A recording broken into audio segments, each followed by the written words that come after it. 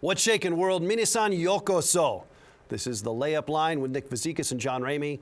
I'm Ramey. The University of Utah Board of Trustees has approved a plan to allow a private equity firm to invest in Utah Utes athletics. New York City-based Otro Capital will have a minority share in a new company called Utah Brands and Entertainment, LLC. This company will distribute NIL money to Ute athletes. It will also handle ticketing, sponsorships, and NIL development. This deal looks good for Utah because Otro will very likely provide Utah with a mountain of cash up front to help Utah keep pace with skyrocketing costs in college athletics. This deal looks good for Otro because private equity firms tend to get what they came for. And so, from a private equity perspective, University of Utah athletics must look like an asset from which they can extract sufficient value to justify the partnership. And so we have arrived at what feels like an inevitable moment in college sports. The current and future profits in contemporary college athletics are sufficiently astronomical that private equity firms in New York City want to purchase interest in the Utah Utes.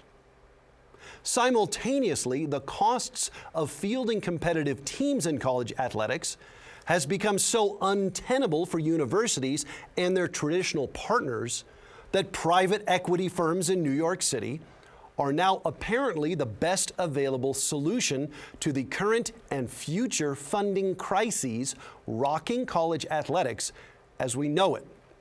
The funding crises of the future, when NIL money plus direct payment of athletes from the universities will become the norm, certainly dwarfing the current race for cash across all the conferences.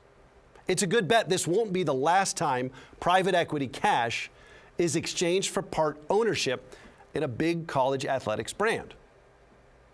Perhaps the private equity partnerships of the future will allow for greater support and greater media exposure for things like women's sports and other non-revenue teams. Perhaps. Or perhaps the tsunamis of cash will simply pool around the two main revenue sports, football and men's basketball, since those sports are where the return on investment is best guaranteed. And should the Utes' revenue performance stop making sense for Otro Capital, Utah, or any other school in bed with private equity could find themselves cripplingly short on cash once private equity investment flees. Is this what we want from college athletics? We'll talk about it with Nick Vizikis next on the Layup Line.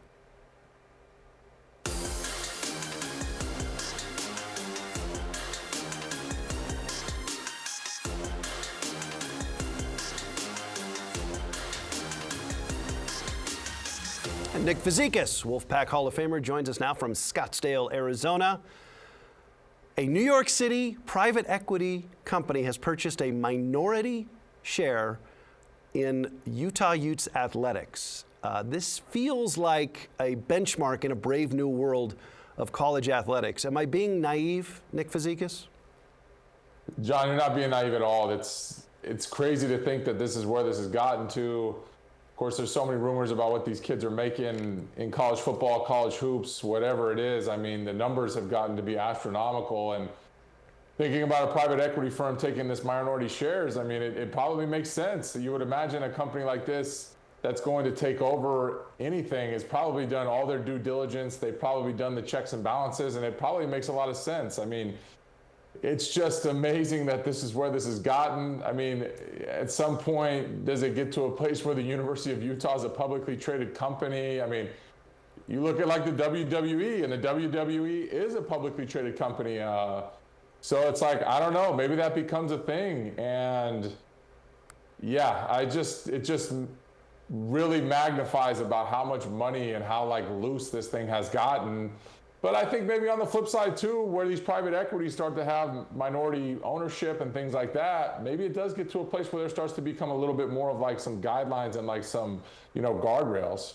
Okay, so we should point out that this is not a classic private equity acquisition. Just very quickly, private equity companies traditionally would purchase outright an underperforming company, slash a lot of costs, make it run lean, and then make their money on the initial public offering, taking it public. That is not what Otro Capital is doing. They have formed a company called Utah Entertainment, and it's an LLC, and it's going to handle sponsorships and licensing and tickets and help develop NIL. It's actually, Nick, not terribly different, at least what we're reading on paper, to what companies like the one you and I work for, Learfield, currently do and have done for decades with various athletics departments. There is a cash up front every year, and then there is an exclusive license to things like radio broadcasts, some television broadcasts. And Learfield partners with Nevada or UCLA or 150 some odd other schools, and they revenue share. But the fact that it's private equity money just means it's this partnership on a spectacular scale. And with revenue share directly from the university coming in next year, capped at $20.5 million, you're going to have NIL money plus direct revenue share from the institutions. So I think it's just a race for cash, but I don't know if it's sustainable. Well, it just doesn't seem sustainable, but I mean, if you start publicly trading these universities, I mean, yeah, I guess anyone can own and get in part of the university. I mean, imagine all the alumni that maybe want to throw in a couple $1,000, and that's not good enough for an NIL. I mean, we don't know, or at least I don't know all the ins and outs of how it works with NIL, but at the end of the day, you start getting Susie, who's an alumni, she throws 2,000, now she owns a couple hundred shares of University of Utah Athletics, and you start to become a little bit more invested, and it could probably get to be a pretty lucrative thing. But I mean, this NIL thing is just getting crazier and crazier, it feels like, annually. And sometimes you have conversations with other people and they feel like it's starting to get harnessed in, and then you hear things like this happen, and it's like, this thing is so far from being harnessed. And what a time to be a college athlete. I can tell you that. You start getting private equity deals to start paying bills. I mean, geez, it's a whole different time than when I played. I should point out that they're going to form a company called Utah Brands and Entertainment. And again, there's been no talk of this going public, but if there were any kind of shares, it would be Utah Brands and Entertainment, not the actual, I believe, land-grant University of Utah. But there was also a philanthropic gift given to Michigan State recently of $400 million. And that's not private equity. That is just a philanthropically minded Spartan fan. But when you start to think about these are the stakes, these are the table stakes for fielding competitive athletics departments in the major conferences at the top of college athletics, we're talking about hundreds of millions of dollars. That cannot be replicated by the 136 schools at the FBS level and the 330 at the Division I level in men's basketball. It is going to change in time, and we just don't know how quickly. I think it has to make tremendous changes in what we even understand college athletics to be. 100%. You're no longer even playing for pride. You're no longer playing for your university. Like, none of that. I think it becomes a pay-to-play thing. It doesn't become any different from the NFL or the NBA or Major League Baseball. It just becomes the same thing, probably just on like a bit of a smaller scale. I mean, I don't think you get to a place where you're paying college athletes $50 million like the guys in the NBA are getting. But I mean, who's to say that? I got to imagine there's some of these guys that are getting maybe close to $10 million a year. I mean, with endorsements and probably boosters and things like that. I don't know. I mean, it's gotten to a place where it's almost becoming like a secondary professional thing to whatever else is what is next as far as NBA, MLB, NFL. So, but yeah, touching on that, I do think you see the death of the mid-major. Sadly, I think in the NCAA tournament, you start to see the death of like the Cinderella. We all know the college football player just came out, and really happy for James Madison in Tulane that they got in there. But like, this is David versus Goliath. I mean, this is stacks of money versus, pennies. I mean, this is New York Yankees, Miami Marlins. Like, that's what this kind of starts to get to. And I think the discrepancy is even bigger at the college level, because when you get to like the NBA level and there's 450 jobs, it's 450 of the best players in the world. But when you start talking about college athletics and you're talking about 330 Division I basketball teams, I mean, it's so much more watered down with how those athletes are going to look at even the University of Nevada versus a Duke. So it just doesn't, it's not going to be the same playing field when you start talking about kind of money and the cap situation of what these bigger universities and these blue bloods will have. All right, I got two questions. One, what do we think happens when at a certain point Otro Capital or some private equity partner no longer feels that the athletics department they're invested in is performing to the revenue projections they want to see, right? And so if you have private equity money fleeing a college athletics department that relies on that money to operate, what happens then? And also, Sure. At what point does this just become sufficiently financialized that your garden variety college sports fan, like I think you and I are intrinsically, are just going to be kind of turned off? Well, I think for sure, I think it probably gets to a place where these private equity firms probably are checks and balances. And if they start seeing that the women's swim team or, the men's tennis team or like whatever team it could be is starting to be like a negative impact on the bottom line, then yeah, these people are looking at strictly from money. It's a numbers thing. I hate to say it, that was kind of the same situation I dealt with in Japan. We had someone buy us when we were with Toshiba, and they just looked at it from a number standpoint. They just wanted to put butts in the seats, and they wanted that bottom line to look right, and all of a sudden winning just goes out the window. It just becomes, are we making money? Are we not making money? And that just, you and I, John, that turns us off instantly, right? We're not watching this sport because we care how much University of Utah athletics is worth on the bottom line ticker on CNBC. Like, we want to be bought in and see what we're doing with the university that we love and we support and the kids that we're getting behind. And it's like, there's no way this is sustainable for the college fan. It just gets to a place where it's like, this is silly. We're just watching 19-year-old kids get paid and not care what the outcome is. Well, we'll talk about the outcome that Nevada had in their favor at Washington State and where the pack is as they are knocking on the door of conference play when Fazekas and Ramey come back on the layup line after this. The following segment is sponsored by Northern Nevada Toyota Dealers.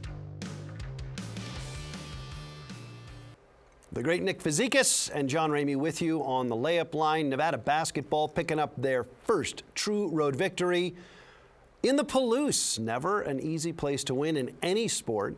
78-64 win over the Cougars in Pullman. And now Nevada will have played a home game against Duquesne. If you're watching this on Sunday, we are recording earlier in the week. And that will be the final non-conference regular season game. Nick, how important was this, frankly, dominant road win against the Cougars? Nevada had a big second half. It was kind of a no-doubter. Yeah, 47 points in the second half after dropping 31 in the first, and that game was ugly in the beginning. It was a brick fest there for a minute, but Big Ten exudes a lot of confidence, right? You go on the road, you get a big win against a Washington State team. It wasn't too many people in the building, so it was probably making that even harder to win because it just didn't seem like there was a whole lot of energy in that building. But yeah, to go hang 47 in the second half had to feel pretty good. And you want to be rolling when you get into league play. There's no doubt about it. I mean, it becomes so crucial to win as many league games as possible so you can get seeding for that Mountain West tournament. And you just never want to be that team that looks back in December and thinks, oh, we could have got this one or we should have played better in this one. So, I mean, the real deal starts against Boise, and I think that is game on. And, at this point, there can't be any more excuses about chemistry or this or that. So, pretty encouraging what they were able to do against the Cougars. I thought it was all the more impressive because Corey Camper Jr. did not play. He was injured. He did not dress. And yet Nevada still hangs 78 on the road, and they shoot 10 of 20 from three-point range, or 18 of 21 from the free throw line. I mean, really good percentages. For the game, they shot like 42% from the floor. You'll take that most nights. Is Nevada super deep? Like, your leading scorer doesn't suit up and you still win by double digits on the road against like a former and soon to be again Pac-12 school? Well, we've talked about it before, right? Like they've kind of have a three-headed monster with Tayshaun and Camper and Elijah. So it's kind of nice that you can get that. I think Elijah's just kind of proving that he may not be the scorer that, he isn't like that electric of a scorer, if I want to say. Like, it's hard for him to go out there and get a bunch of buckets at one time, where Corey and Tayshaun can obviously go out there and they can light it up pretty quickly. But yeah, there's a lot of depth. I mean, Steve looks like he's, mixed. He's got a mixed bag of guys. I mean, we watched him play against San Francisco when Joel went down, and they just kind of, everybody's filling in. So never a problem to have too much depth. I think from a fan standpoint, probably for Steve, it can be a little bit of a headache to try to juggle that sort of stuff. But yeah, things happen, injuries happen, foul trouble happens, and it's always nice to be able to go to a guy on the bench and have him kind of come in and you don't even miss a beat. All right, Nick, this is something that I've always talked about during my broadcasting career, but now I'm experiencing it, and I know you are too. Finals right now here in December for Wolfpack student athletes and the men's basketball team. And so this week they're off, and thank goodness, because I wouldn't want to have to broadcast a game, let alone play one. But Saturday night, and again, if you're watching this Sunday, it will have already completed. Duquesne is in to Lawler Event Center for the final non-conference game of the year. We're going to work that game. You can watch it here on NSN. How important is that game, and how tough is that game to be mentally ready after such a draining time in the classroom? Yeah, I mean, it's tough. There's a balance, and that's kind of being a student athlete, where you got to balance it. It's always nice, I think, as a student to kind of walk into that finals and know that there's not a lot of pressure because you did all the legwork prior. The last thing you want to do is be that guy that walks into his final and is like, I got to get a 92% just to, pass this thing. Like, I know for sure I tried to do all the legwork prior because that's kind of why you have the semester. I know it's all weighted at the end and there probably is a little bit of stress, but the nice thing is I think that you kind of hit the tip of the mountain. So that's always kind of nice as a student athlete. There's nothing more after this, and it's like, okay, I got one more thing, and then you can kind of breathe, and as you're knocking them down, you're just like, yeah, there's one less, and one less, and one less, and then you finally get to the end, and you're done. So, yeah, there is a little bit of stress with that school, but it is always kind of nice when campus kind of chills out, kids are going home, you're not going home, and there becomes a lot of downtime for recovery, a lot of bonding time with your teammates, and a whole lot of time spent on that PlayStation, that's for sure. I can't wait for us to have our after-action report on finals for this semester. All right, we're going to take a quick timeout. When we come back, we're going to talk about Philip Rivers' comeback in the NFL. That's next. Stay with us. The following segment is sponsored by Bradley, Drendel, and Janae. The Indianapolis Colts are running out of quarterbacks, and so they have called on Philip Rivers, who is friends with their coaching staff, to come out of retirement and potentially join the active roster at age 44. Philip Rivers has not played since 2020. Nick Fazekas, you're a recently retired professional athlete, I believe in your 40s. Could you imagine sitting out for 5 years and then playing again as a professional? No, I don't think Philip has any idea what that's going to feel like when he gets sacked for that first time. That boy has forgotten what that's going to feel like. It's just 5 years. The rust is going to be unbelievable. The timing is just going to be, it's just like he's got to be sitting on the couch thinking, yeah, let me just come in. And the fact that the Colts are silly enough to do this is just unbelievable. I can't imagine. I've been retired for 2 years, and guys ask me about playing basketball at Lifetime, and I ask each and every one of them, how much are they paying? Because I know my body's going to pay the price the next day. But 44, 5 years off, Philip Rivers, you are a crazy person. Just real quick, don't you think you would hurt yourself just because your mind would try to make your body do something it can no longer do? Yeah, that's the thing, right? As you get older as an athlete, your body can't do what your mind wants it to do. You still have the sharpness. You're probably 10 steps ahead of the defensive back, but the body's 10 steps behind that. It's just, you don't have it anymore, man. There's a reason why you retired to begin with, because you didn't have it then. What makes you think sitting on the couch for 5 years and being 5 years older is going to bring it back? So good luck. I just don't see how that's even remotely possible. All right, we will have our Japanese phrase of the week when we come back on the Layup Line. The following segment is sponsored by Nevada Department of Wildlife. Okay, Nick Fazekas is not the only Japanese speaker on this show. Shout out Nikki in Master Control, who also speaks Japanese, and pointed out that I was inappropriately using konnichiwa, which apparently is not time agnostic, right? There's no time agnostic hello. It's like good morning, good afternoon, good evening. And apparently konnichiwa was not lining up with when this show goes on the air. So I don't know if you noticed, but today, Nick, I pivoted to minasan yokoso, which is welcome, right? Did I do it right? Of course, yeah. Yokoso is definitely like a welcome. It's when you kind of walk into a restaurant, it's like Yokoso, and you know, it's a very welcoming word when they're, yeah, like I said, if you're walking into a restaurant, or probably not so much like more maybe, yeah, like a shopping mall, kind of like more of a formal restaurant. If you're walking into like a ramen restaurant, they're probably not going to yokoso you. There's probably going to be more of like a konnichiwa, kind of how are you doing? But if you walk into like a steakhouse or something like that, yokoso is definitely more of like a formal. But yeah, I mean, hey, we're on a formal show. We got time at NBC. This is pretty formal. So yokoso, I think, fits pretty well, John. So what was I getting wrong about konnichiwa? That's like good afternoon as opposed to good evening? Yeah, kind of like a good afternoon. I mean, it's definitely more of like just a hello, like a very like informal greeting word. Kind of, you know, like konnichiwa, like from a distance. Like whereas yokoso is more so like, okay, it's game on, time to get this thing rocking, or like welcome to this, you know, fancy place, or welcome into this fancy shop. Konnichiwa is definitely very informal, and yeah, it's kind of the way you maybe might talk to your friends, and yeah, just two different kind of formalities, I guess you could say. All right, well, I hope that Yokoso meets with Nikki's approval. I'm just thrilled that there are people already giving us feedback on our Japanese. So he's Nick Fazekas, I'm John Ramey. Thanks for being with us on the Layup Line. We'll talk to you soon. Peace.